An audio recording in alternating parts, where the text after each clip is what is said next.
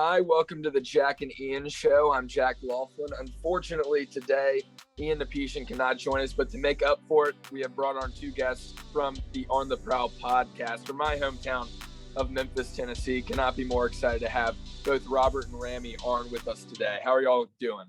I'm pretty good, man. How about yourself? Thank you for having us on. Doing great. Just ready for this weekend of college basketball to be here this week.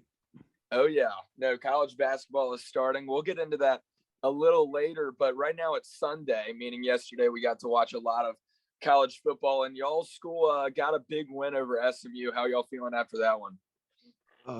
It was a big one. I mean, it was definitely much needed because if we win next Saturday, we're bowl eligible. So that'll hopefully we don't lose because I think we've been in a bowl game, I think, every year for the past 5 or 6 years, ever since the BYU game. And so it's just kind of fun to watch our hometown Tigers go to a bowl and win and celebrate with the team and coaching staff and bring it back to the city. Oh yeah, it was a big win, and it's a team that you're also very familiar with the DFW area. So it was a big win. Tanner Mordecai, he played a decent game, but I mean, we ended up taking the W. We got an interception in clutch time. That was awesome. So yeah, I was very, very happy with how it went yesterday. Yeah, I'm a little too familiar with SMU for my own life. And then it sounds like you went to the TCU game, which two former Tigers, TJ Carter and Obena Easy play for.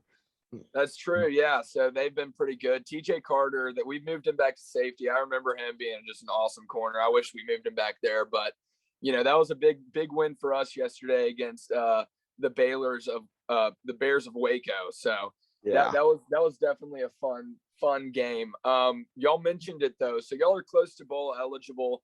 Obviously y'all got a freshman quarterback back there. So, I mean, it's a younger team. It's a little bit more rebuilding with Silverfield. But how have y'all felt about this season really as a whole? The record's not necessarily what we're used to as Tiger fans or people that followed the team for the last 5 or 6 years. What's the overall feel of the program right now? For me personally, I feel that it's decent for what it could have been. I know, like you said, we could have been expecting better, especially record-wise. But I mean, I was thinking it was kind of a wash of a season. Anyways, this was Silverfield's first real year, like considering all the COVID stuff from last year. But I mean, we got a freshman quarterback. Our starting quarterback is out this entire season. A lot of transfers that left and came in this year. So I mean, it was definitely going to be a different feel of the team, but I definitely think we kind of weathered the storm a little bit. I think next year is going to be a lot better. We got one more year of experience under our belts for next year. I think we'll be fine.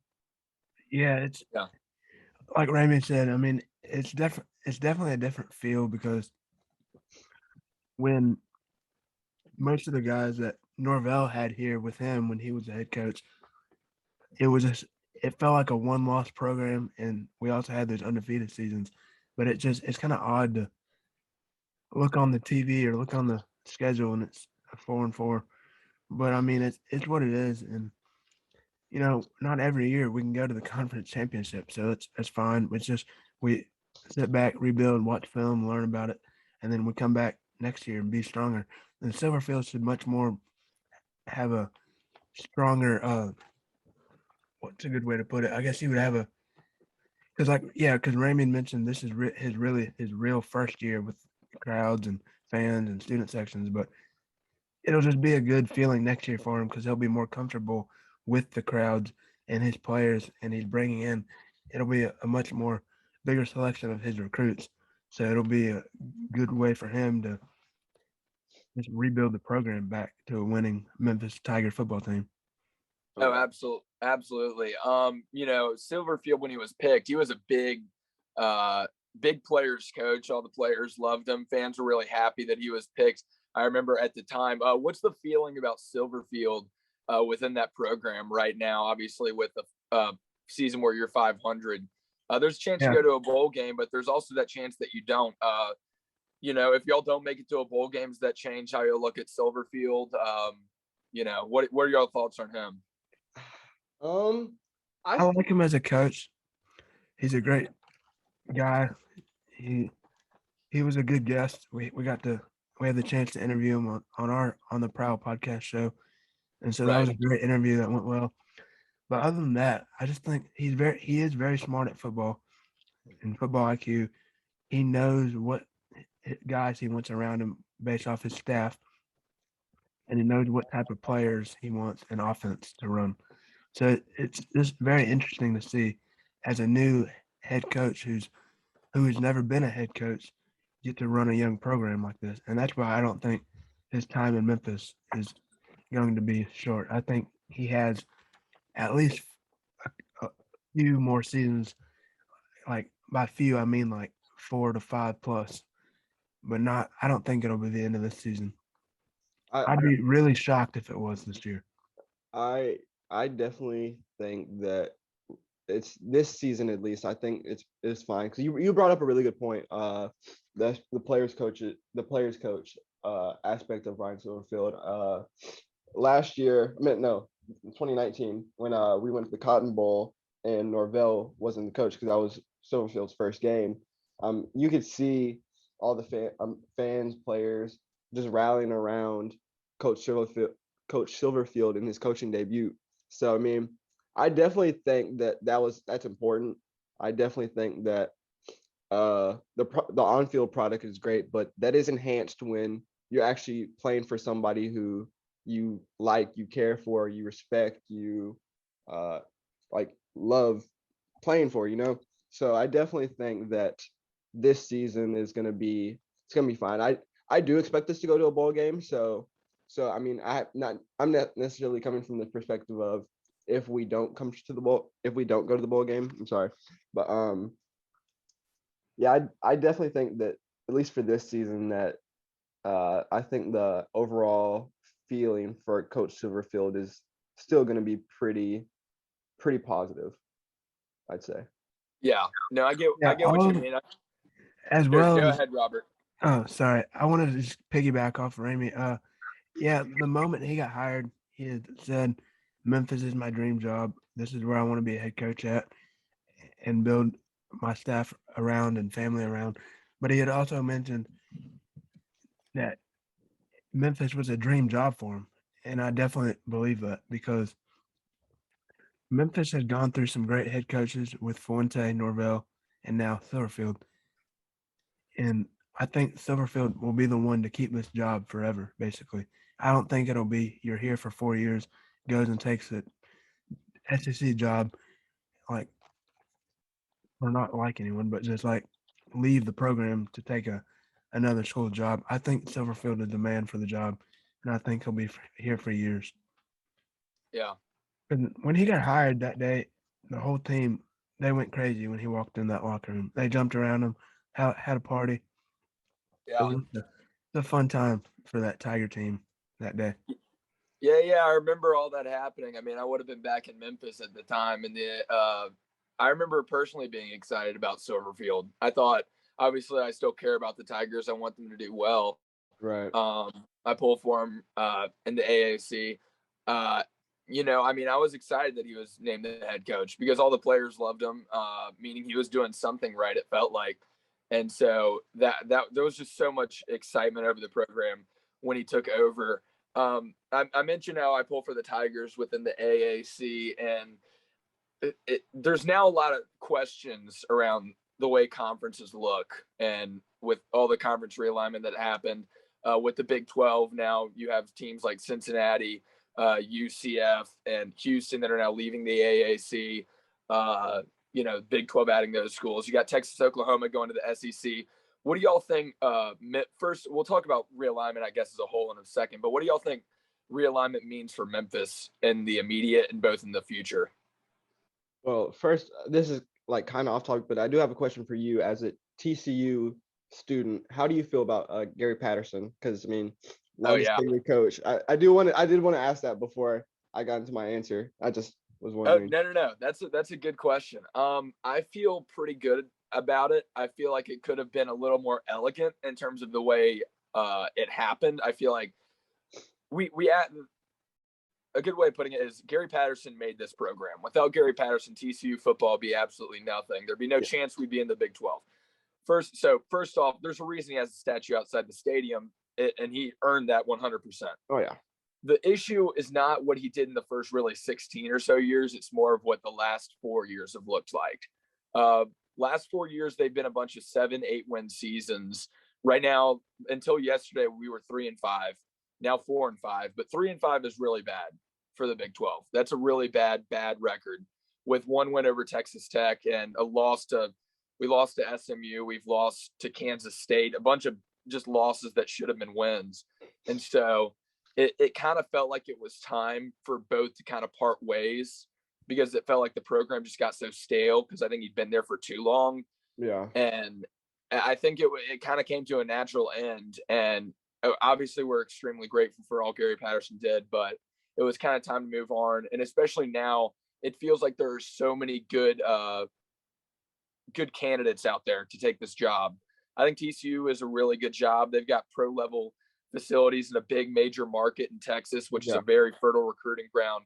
TCU is a good job. Probably one of the top 3, 4, 5 jobs out there, depending on what other coaches get fired. But I feel pretty confident that we can replace Gary with someone that should have this program just be new, be fresh, be exciting again. And so there's kind of a lot of hope right now. And who would you personally say is your leading candidate? Like, as far as who would you want? Oh goodness. There's a lot. So yeah. So there are a couple fun ones. There are a couple more realistic ones. Jamie Chadwell from Coastal Carolina. Billy Napier from Louisiana, kind of the same type of coach. You've got Deion Sanders, his name's been thrown out. And then you've also got, I don't know how I'm blanking on this dude's name. It should be in my notes from a second ago. I actually have notes on TCU coaches, because I wanted to show the other day to talk about this. Hey, there you go. So I had to flip back for a second. Kellen Moore. He's the offensive coordinator of the Cowboys right now. Yeah. He apparently reached out to TCU asking about the job. So I think Kellen Moore, honestly, would be my favorite to be hired, but there are a lot of really good candidates out there to have in this new Big 12 as that kind of gets started. I mean, you want to talk about exciting. That's exciting. Oh, yes. Also, as you mentioned about some of the fun ones, I mean, SEC football isn't over, and so you never know who's going to be let go. Could Dan Mullen be let go from Florida? Yeah. Ed Orgeron, his contract, he won't be LSU head coach next year. And then you've got a couple of other schools like Mike Norvell at Florida State, familiar name. And so there's also potential rumors about Lane Kiffin could leave Ole Miss for another bigger job. But I doubt he'd leave for another SEC school. But you just never know. And a lot of what happens every year is the Alabama coordinators will go and take a head coaching job. Right. Yeah, it just feels like there's so much shifting in this college football landscape right now. I do want to mention one thing, though, to you. I do think this year is the year that one of Clemson's, whether it's OC or DC, takes a head coaching job. Yeah. No, Clemson's offensive coordinator has been rumored for the TCU job. I don't want him. Clemson's offense has been pretty bad this season, so they can keep him. But, yeah, there are plenty of other candidates that I would prefer. I've also heard Sonny Dykes' name thrown out there a couple times.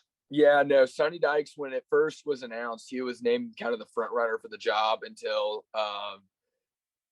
you've had some other names pop up, and then it's like, oh, we actually can do better. Like a lot of people are like, oh, I think we actually can do better. Sonny Dykes at first kind of seemed like the most realistic, because he's literally would not have to move houses. Yeah, I was going to say, he's in the area. He's already in the area. He knows how to recruit in the area. He's really good with transfers. No. He obviously has done a really good job at SMU, so I wouldn't be mad about Sonny Dykes. I think it'd be a little disappointing now, given some of the names that we've seen, but I think he'd still be a pretty good hire. How far is SMU from TCU? Maybe like 40 minutes. Oh, that's not bad. 45 minutes, something like that. Yeah, that's not bad at all. No, it's not. Do you expect like Chandler Morris to be on the team next year if a new head coach were to bring his name to the title as TCU's head coach and wants his quarterback at his former school to transfer to TCU with them? Oh goodness. I think honestly, given what happened yesterday with Chandler Morris, I don't know if y'all watched that game, but Chandler Morris looked like prime Johnny Manziel when he was winning the Heisman. Oh It wow. was unbelievable. He was so good, and so that honestly should help attract a coach to TCU. Especially, I don't think he's planning on transferring because he's already transferred once. Now, Talking about Chandler Morris. do you think his dad could take the job? It'd be interesting. I don't know how much I would want his dad, though, given Yeah. Arkansas and how he was as an offensive coordinator at Auburn. So, Yeah. I think he's a fine coach. I think his son's an awesome quarterback. But I definitely think he'll tell his dad, "Hey, apply for this job. I want you to coach me." okay, I don't know. I mean, that'd be an interesting trade-off. Yeah, Because I didn't really want think of that. Chandler. I don't want I didn't really Chad. think of that. That could honestly happen, though. Yeah, it could. I mean, hypothetically, where's he coaching now? He's Chad. a high school coach. Yeah, that's what I thought. So, I mean, I guess it's possible. It certainly is possible, but But I mean, why wouldn't you Man. want your dad to be your head college coach? So I mean, if Yeah. you want to further your career, I feel like there are better candidates for. yeah. I'm just saying he's probably like favoring the job the most. The two of them. That's true. I think, man, Chandler Morris, whatever happens, as long as we keep him here, like he gave Or if so he much doesn't hope get the to head coaching program. job, he could get hired as like an OC for y'all. Oh yeah, no, Yeah, he could. I could that's see him. realistic. I could definitely see him getting hired on the staff as like even an assistant head coach or something. Yeah, Yeah. that's realistic. Yeah, I could see that a little bit more than going straight to head coach, given what's happened the last couple of times he's been in a major position within a program. And another thing is he was at SMU before Arkansas. Yeah, Yeah, yeah, he was. So I mean, he's obviously familiar with the area. He's a Texas guy, so he'd obviously be able to recruit well here. I think so. I wouldn't like him. I would like him to be on the staff if we got him because I think he'd honestly be really good in that position. Yeah. But I don't think head coach would really fit all that well going into the future. Yeah, You know? I can see that. Anyway, I guess going back to the conference realignment conversation. I mean, what are y'all's thoughts about that with Memphis and the AAC? I think Memphis needs to get out ASAP. But so where do you think is the a landing spot that would be realistic for Memphis when you look kind of at all those conferences? Like, because the Big 12 expanded once, I wanted Memphis to land in the Big 12. I thought they were deserving. I don't know how that didn't end up happening, but it didn't. So I guess the question now is, I mean, like, where do you go from here? You said get out ASAP, but I mean, what options do you think they really have? Replace Vanderbilt, SEC.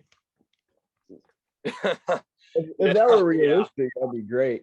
But I personally think that the Big 12 conference realignment isn't over. I don't think it's going to happen like tomorrow or anything, but I think within the next couple of years, they'll kind of realize that they could do more probably. I think because I've heard murmurs. I don't know how true they are, but I've heard murmurs that the Big 12 said they're not done conference realigning. So, and that Memphis and Boise State were the two big names that they were looking for.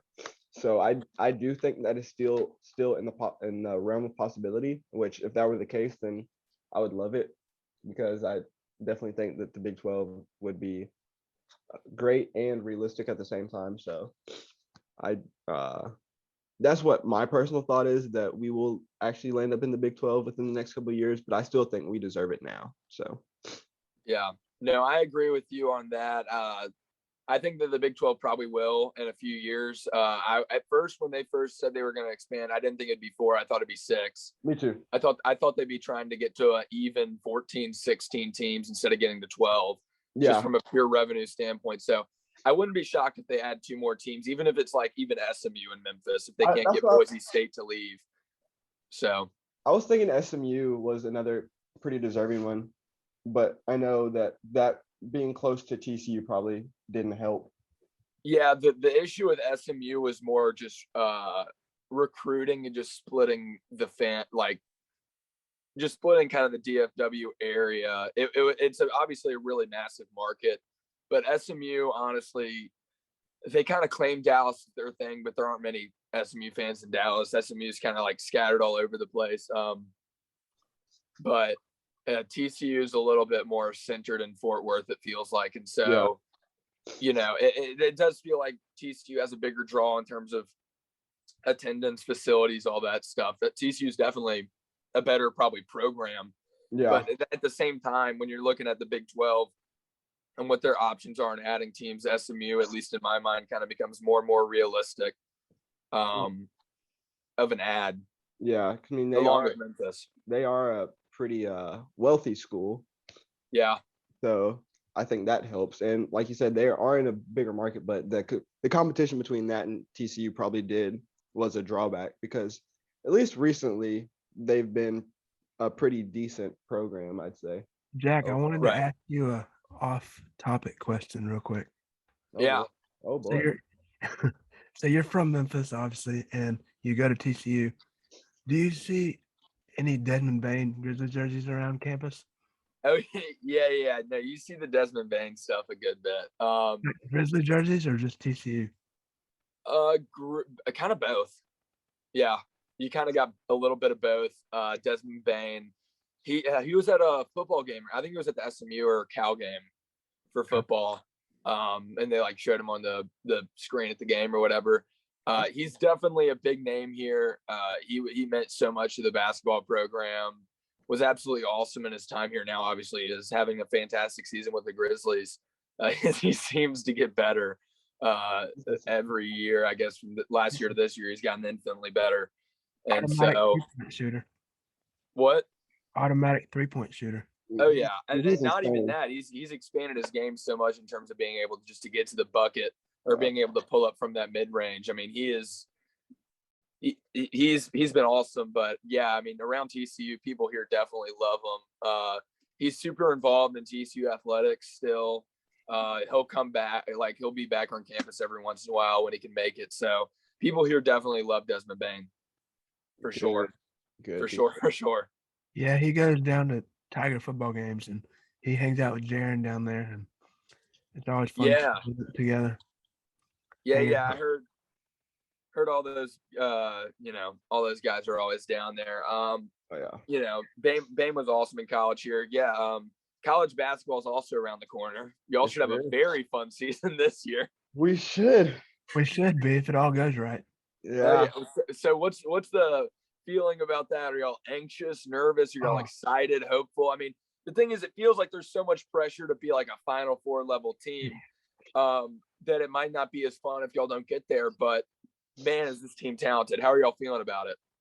I'm excited. I know Ramey is because he's around everyone at school on campus, walking around him, and he hears it in his ear left and right. But I'm excited, but also it's like I wish we didn't start off the season playing the bad no-name teams like Tennessee Tech or whoever is behind them. But it's just like I wish it could go straight into great games instead of the easy win blowouts. I mean, we kind of need any team. We kind of needs those, especially a team like us where everybody's new. Basically. Yeah, we're new. We're super talented. We need a gelling process, so might as well get this gelling process in with some good team building, hopeful wins. So December 18th, I'll be in Nashville for Memphis versus Tennessee. That'll be a big game. Yeah. What have y'all heard, I guess, about more specific players, namely like a Jalen Duren or Amani Bates? Is there any buzz about them specifically? Like, oh, watch out for this guy having a big year for this reason, or is there any I guess ear to the ground stuff that's kind of just going around campus about those guys, I guess in particular, hasn't been relatively quiet about the team? Oh, it's been pretty loud, I'd say, especially Jalen. I've heard a lot about Jalen Duren, especially with all this the preseason awards given out to him, freshman of the year, all conference first team. Like he's got a lot of big expectations, and like you said, having expectations can be a great thing, but it can also be a negative thing with if you don't live up to them. But I've definitely been hearing a lot about Jalen, and I mean Amani is great, but I definitely think that next year, since he's technically not eligible this year for the NBA draft, it'll definitely be his team next year. So I'm definitely thinking that this year at least it's probably Jalen's spotlight, I'd say. Yeah, I was about to ask you about that. So, do you think there's any chance that they end up sticking around for more than 1 year? Does it seem like, I guess you mentioned Amani. I mean, he's got to be here for 2, but do you think there's any chance they end up sticking around for more than 1 year, or does I that think seem like impossible by this point? Duran's a one and done. Yeah. I mean, Yeah. when I talked to him on campus outside of the UC, I couldn't believe the size of his hand because he gave me a handshake, and I was like, dude, my hand. I mean, it looked like my hand was like a baby hand. I mean, it was just that. It was crazy. And then we're walking, and he would just make me look like a little kid. It Yeah. was crazy. I mean, and then just watching him on the basketball court is like what I'm excited for. It's like what is he going to be able to do against all these like college basketball players and just monster jam dunk on them and shoot crazy on it. I mean, it just and the tip off. I mean, tip. Yeah. No, when you're tied up and you know you got to jump at center court. I mean, it'll just be crazy to see him jumping and doing all that crazy cool stuff. Oh, I mean, that's kind of to say the least about this team. You're returning a couple guys. You know, y'all got a couple guys that transferred out, like DJ Jeffries. Obviously, Damian Ball is now at TCU. Saw him at Chick-fil-A the other day. It's actually it's a funny story. I was talking with a buddy who's also from Memphis, and so we were talking about like, you know, the Grizzlies, the Tigers, all that stuff. Yeah. And then we were like, oh yeah, it's kind of like.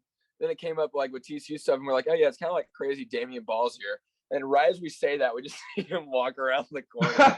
So I'm like, oh, I think that's like, I'm not even kidding. Yeah. Right after I say that sentence, I'm like, oh my, that's Damian Ball right there.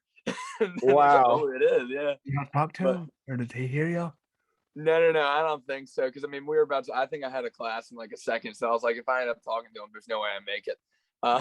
But yeah, so yeah, it's fun. Y'all had a bunch of guys transfer out, but now y'all got a bunch of guys like, you know, Landers, Noli, and Nolly.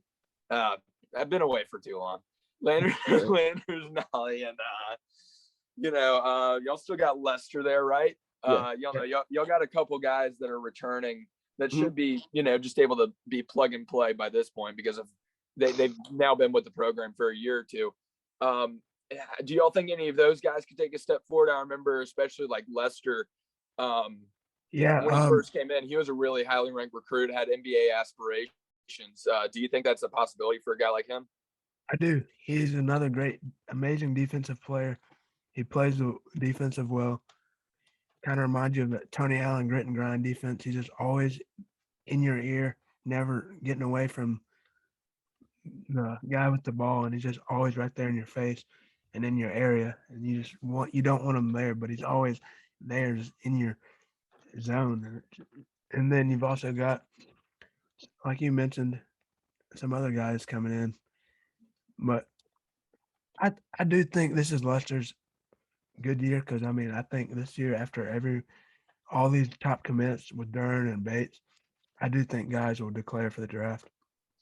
I want to kind of go off of what he's saying. I definitely think it's going to be Lester kind of taking that jump because, I mean, with all the buzz about Amani and Jalen, Lester's kind of taking the back seat per se, and for this team. But I definitely think he's still going to be very valuable. I mean, he proved how unselfish he is. He's these past couple seasons, so I definitely think that he can work with this team well. He's going to be kind of that wing defender, like Robert was saying. And he's I definitely fan favorite here. He's also a fan favorite. That's very true. So I definitely think that he's going to have a lot going for him this year. So as long as he just continues what he's doing, I think he'll be fine. And I do think the NBA is possible for him. I don't think he'll be a lottery guy. I think he'll probably be like toward the second round, but I do think that he could make his NBA aspirations come true. Yeah, for sure. I guess got a lot of shooting guards on the team though this year, and so it's going to be difficult to see what the lineup. I think the lineups will be different each game, especially in the beginning part of the year. I think maybe by Christmas, if that, I think Penny will start to kind of name the starters, but I think up until then it'll be kind of a different guys, different rotation each night. It's also going to be interesting, I guess, see who kind of gets the ball in their hands the most. I mean, you've heard, about possibly using Amani as a point guard. Yeah. I mean, he has the ball in his hands every single possession. I mean, who are y'all kind of expecting to be the leaders when talking about if it's like the last shot of a game? I mean, who do y'all think is taking that shot for Memphis this season? Ooh, that's We'll a say good one. I would definitely. I mean, like, what type of shot is it? Is it a two? Is it you're down we'll by say 3? You're down by no. 1. You're down by 2. What is it? We'll say What's it's a the 1-point situation? game. Y'all are down 1. Y'all need a Oh, bucket. Who's getting y'all a bucket? oh, definitely throwing it to Dern in the middle in the paint, drawing and 1 and get a foul. Yeah. I still say Landers. Oh, you're saying Landers? I Okay. am. He's he's probably got some of the most experience on the team. I definitely think with a young team, that learning curve is going to be important. So at least for the time being, I say Landers because he's got the experience under his belt. Those clutch situations definitely need experience. So I say give it to Landers now and kind of let these other guys develop through there, and then it can be Jalen, and then it can be Amani. Well, my second opinion is a guy you wouldn't expect to be heard in this. It's a new guy. It's a transfer from Oregon, Chandler Laughlin. Yeah. And so I'm interested in seeing how he can run the floor and how many points he can put up a game, and if he can be in those. We need a win right now. Can you be the guy with the ball to go down and win this game for us and hit the game winner? Right. I'm kind of shocked y'all didn't say Amani. It feels like a dude with that type of length can get the shot off no matter what. Yeah.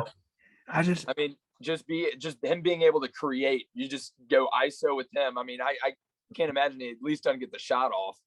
I think he'd probably be. Oh, good. Yeah, I just don't.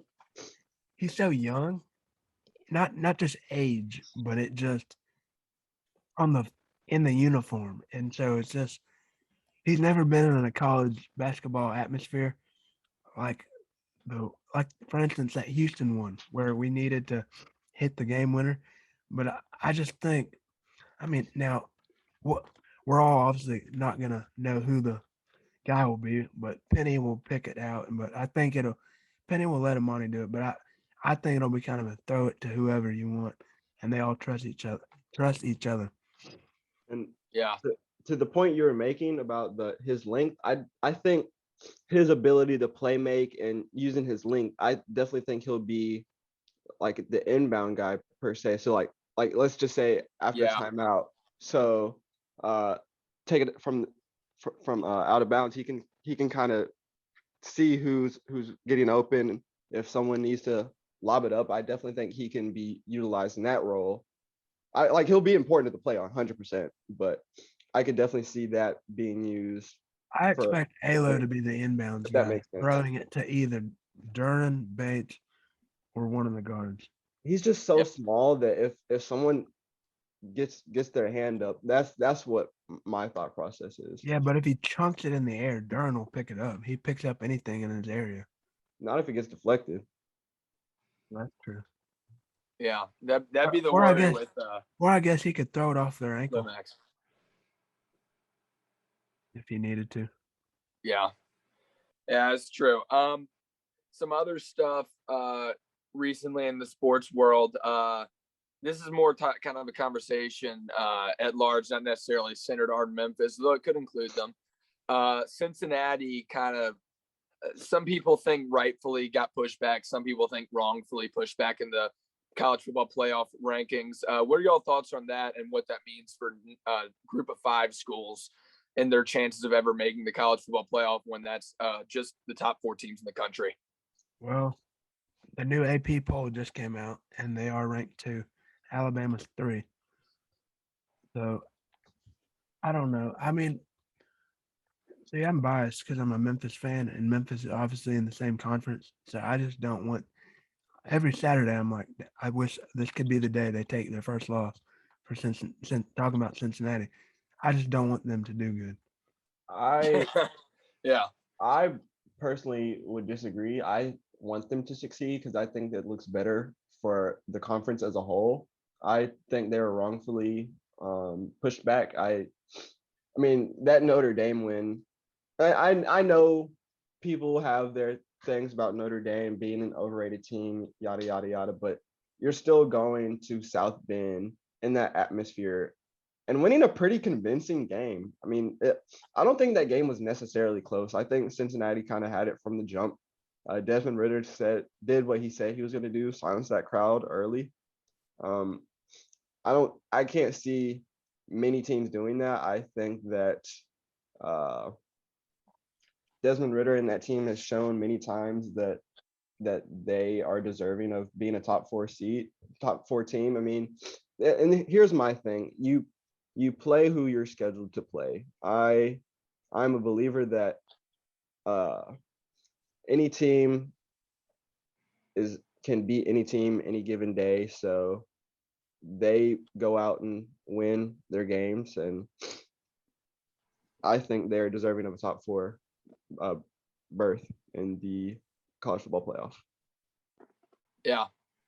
No, I get that 100%. I'm kind of a similar opinion. I don't think they should be number 2 in the country like the AP poll says right now. Correct. But 4, I don't think would be unreasonable. You got agree. a top 10 win against Notre Dame. You've gone undefeated. Now, granted, that win against Tulsa yesterday. It was Tulsa, right? Wasn't it yesterday? Yes. Yeah. Like that one against Tulsa was not insanely convincing. Correct. And that didn't help them. To Tulane, they almost blew it. Yeah, no. So I mean, that's 2 weeks straight now where you've almost lost to a non-Power 5 school. And Tulane's not a good team, and Tulsa's not particularly amazing or anything. And so you kind of have to. From that perspective, I see why the committee has them where they do. But then you also have that Notre Dame win, and you're like, what? Wait, so I don't understand though. Notre Dame's won every other game they've played, except for this one, and yet Cincinnati still is, like 6, 7, somewhere around there every single week that the college football playoff comes out with their rankings. I think it would be much more realistic for them to be around the 4 spot or so. Yeah, and that's the thing. You do bring up a good point. 'Cause, I mean, Oklahoma, they almost lost to Tulane, and they're not in the top 4. So yeah, it is good Tulane's not in the top 4. Huh? I said I sure hope Tulane is not in the top 4. I'm talking about Oklahoma, but yeah. Oh, okay. Well, I thought you said Tulane. No, but that is a good point. But I still do think that teams can have off weeks, and they had an off week, but still won. I know it was against Tulsa, but I think that 4 is pretty reasonable. yeah, Especially with all the losses in college football. There's only 4 teams remaining, 4 undefeated teams remaining. So yeah, no, for sure. It'll be interesting to see how that plays out. I kind of hope Cincinnati ends up getting the playoff berth when it's all said and done. One more thing, and then I'll let y'all guys go. It's been an absolutely awesome interview with you. The Rams play the Titans tonight. It should be an interesting game. Both of y'all obviously care about your teams in this. Titans now without Derrick Henry, Rams just adding some defensive strength with Von Miller coming in. It should be an interesting game for both teams to see how they kind of respond to different roster changes. Von Miller's out. Game time decision. Game time. He's probably going to be out, but it's still a game time decision. I'm still leaving in some hope. Yeah. What are y'all's thoughts about that tonight? Well, I'll go first since Ramey has a much longer discussion about it. No, I'm excited. Titans always play good on primetime TV when the whole world is watching. And it's strange because they also play amazing against the best teams, and they play terrible against the worst teams and end up winning by 3 or winning by a comeback touchdown within the last seconds of the game. So I definitely think it'll be a fun game, not one you have to walk away from, or we have to convert this third down to be able to get this or stay in this game. I definitely think it'll be a Titans score, Rams score, it's just back and forth scoring. But Right. I could be wrong, but I'm excited to see Adrian Peterson. I'm interested in seeing how he can run after not playing in a couple of seasons. But it'll be a fun game. I'll put it that way. Yeah, Yeah, for sure. I'm definitely excited. We're carrying in a lot of momentum. We won 4 straight. I definitely think that we can come out and dominate. I definitely think we can come out and play a little rough. That's one thing about my team. We're kind of inconsistent sometimes, and that's one of our biggest flaws. But I'm excited. I definitely think that we have the firepower going for us. I definitely think that as long as we play Rams football, get pressure to Ryan Tannehill, I think we'll be fine. So I'm excited. Yeah, for sure. Should be a fun game. Rami, you have particular interest with obviously your namesake playing. So what's the story of how you're named after the Rams? All right, so my dad's dad, my grandfather, he was in the military and he was stationed in Germany. And so this was when the Rams were first in LA. So they went from Cleveland to LA to St. Louis back to LA. And that's where we are currently. So first time in LA before St. Louis. And at the military base, the TV coverage was just strictly West Coast because that was the closest to where the facility was or whatever. But so my dad, he grew up watching Rams football because that was pretty much the only type of football that was on. And he fell in love with Rams football, and that's when he became a Rams fan. And so that kind of just stuck with him throughout, and that's where my name came from. There you go. Yeah, Rami, named after the Los Angeles Rams. We'll see what happens tonight. Like y'all said, it should be interesting. Thank y'all so much for doing this interview. I mean, it's been a blast, at least on my end. Oh, it's been awesome. Yeah, it's been a fun one. So do you care if I say something one more time? Yeah.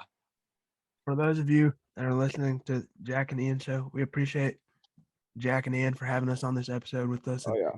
Getting to talk sports and share our stories with them about how we became our own show as well and how we're friends with Jack and Ian. But also, if Jack and Ian don't mind, y'all giving us a follow on all social media platforms at On the Prowl 901. Oh yeah. Just supporting the podcast. We support Jack and Ian, so we appreciate it if y'all can help support us. That would be awesome. It's yeah. No. 901. I saw one of those On the Prowl sweatshirts the other day. I think you posted something where you were wearing it or whatever. How can you get one of those? All right, good question.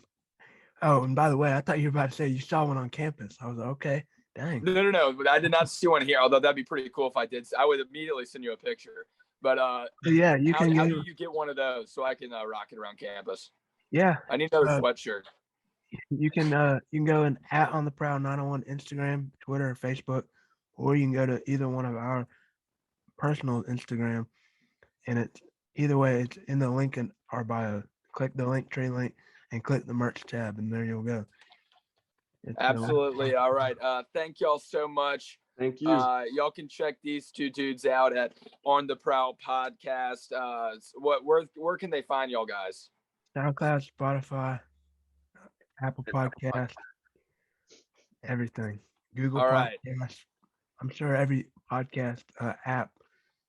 So we're out there. Just give us a listen and a follow and subscribe. All right. Well, Jack and Ian show listeners, you know where to find these two dudes if you liked what you saw. We're absolutely happy to have them. Robert and I known each other for a while. Rami, it's kind of nice to meet you. I don't know if we've ever actually met before this. We have not, but it's a pleasure meeting you, man. Oh yeah, it's been nice getting to talk some sports with you and Robert. So good luck with the y'all show. Hopefully, we can get y'all back on at some point in the future. Yeah. You guys, I'd love to come on. Oh yeah. All right, that's gonna be the show for us. today. We'll have another episode out like we normally do on Tuesday night, Wednesday morning-ish. You can find us, as always, on YouTube or Spotify. We'll be back with you on that episode later this week. Until then, I've been Jack Laughlin. They have been on the Prowl podcast. Thank you all for listening.